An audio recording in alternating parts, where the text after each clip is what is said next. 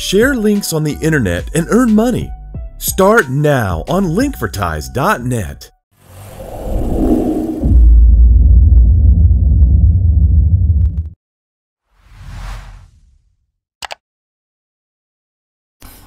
So, ayan na po, nakapag-reboot na siya. Okay.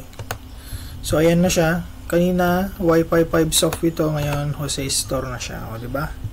Na-close lang natin itong mga... Close lang natin.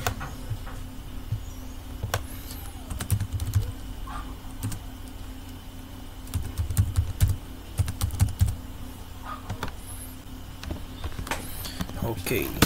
So, o, diba? Ayan siya. Napalitan na. Ngayon, dito sa napalitan na rin siya. O, diba? So, kasi, ayan. Ito lalabas yung mga bento nyo. Okay. So, balik tayo. Nasaan na tayo? Settings. Okay. So, napalitan na natin. Insert button enabled. Ibig sabihin pagka gusto nyong i-disable yon, yung main ninyo, yung nakakonect sa Orange Pi mismo. Gusto nyo sa bendo lang gagamitin nyo, i-disable nyo to para hindi nila mahulugan yung main bendo. Okay, next, ML priority, port priority. Kung may gusto kayong idagdag, pwede kayong mag-add ng port. Okay, halimbawa is Hawk. Lagay nyo po yung DCPNU ports nya. Okay. Then dito sa sub vendor request list, ganito po tip.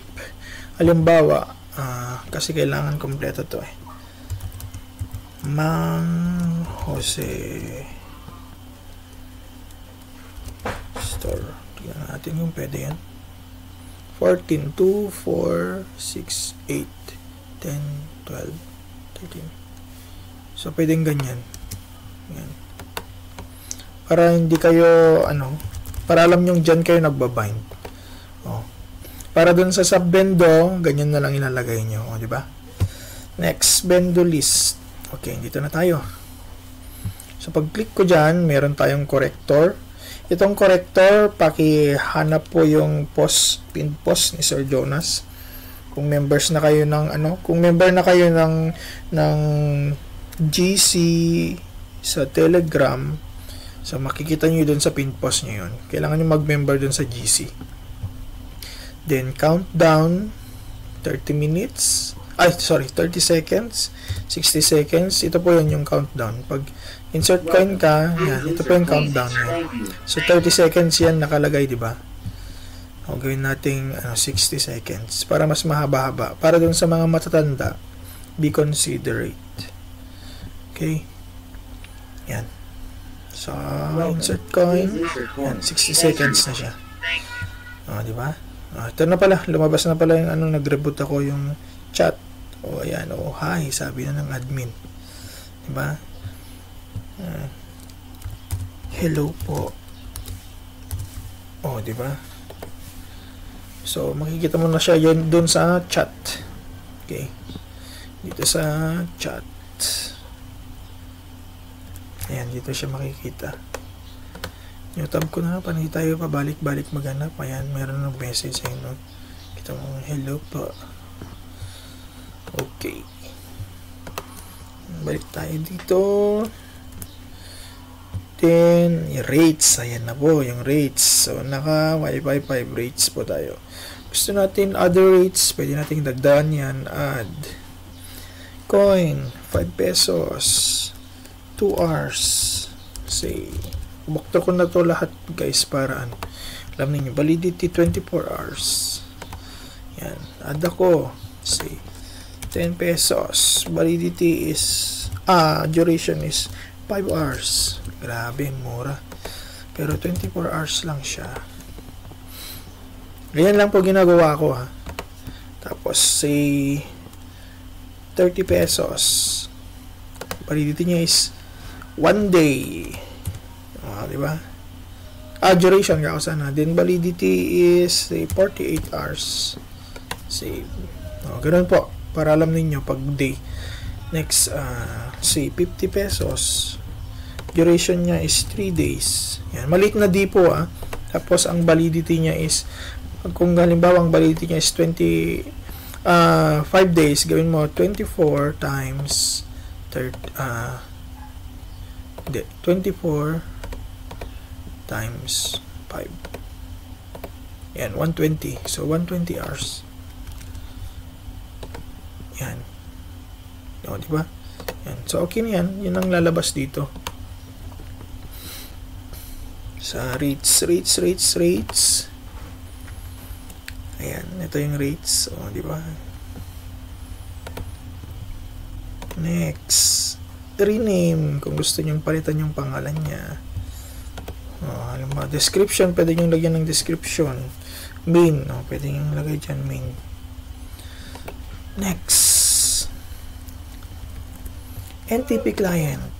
Okay, so dito pwede nyong dagdagan, pwede nyong hindi nagalawin. Okay, meron pa rin kasi yung nagtatanong na anong ilalagay, saan ko kukunin, ganito, ganyan. So pwede NTP Manila, Philippines. Okay, so ayan.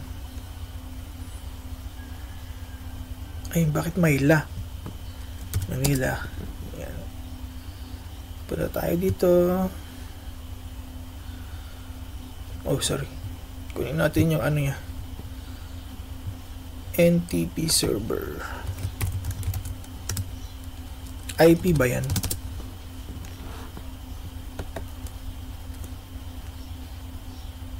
Ayan, parang ito.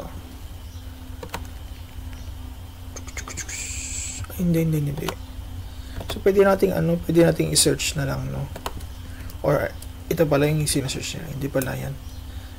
NTP server IP Pag-asa.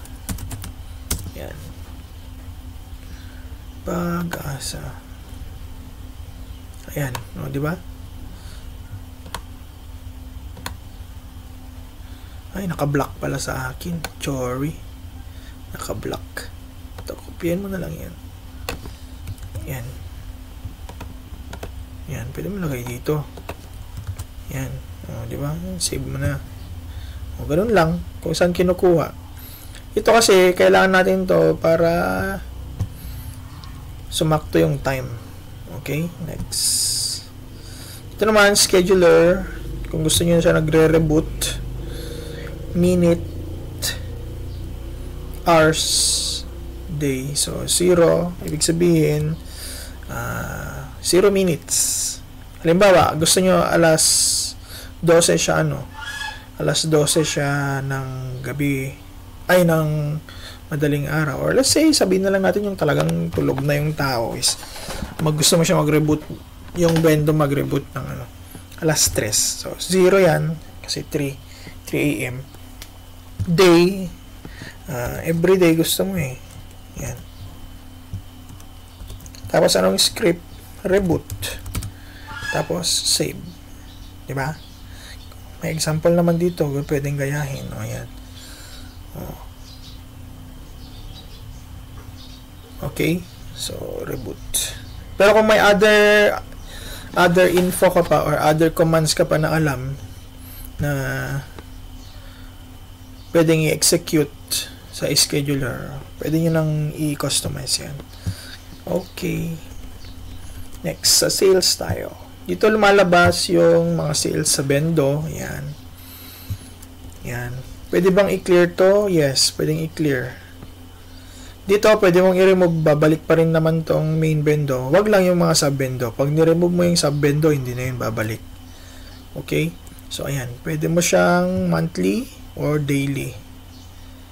Okay? Anong year? Anong month mo siya gustong tignan sa daily? Yan. So, lalabas dito yung mga bendos mo, sa bendos. Sa voucher and credits naman, dito naman siya lalabas. Okay? So, wala pa naman tayong nagastos kasi. Puro free kasi yun. Okay? Next.